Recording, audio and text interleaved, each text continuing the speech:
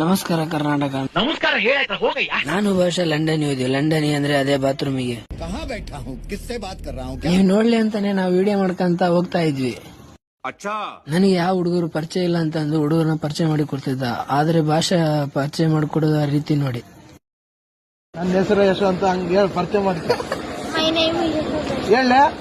ಇದು ಯಾವ್ದೋ flash back rebel star Ambareesh ಹಳೇದು ಕಣ್ಣಿಂದ ನೋಡಿ ಕಂಗಾಲ ಆಗ್ಬಿಟ್ಟಿದೀನಿ.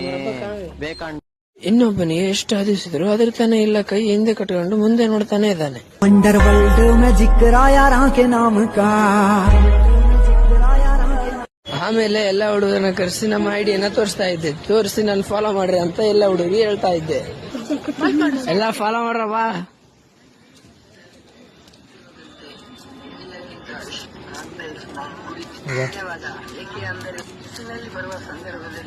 ಇವತ್ತಿನ ವಿಡಿಯೋ ನಿಮ್ಗೆ ಇಷ್ಟ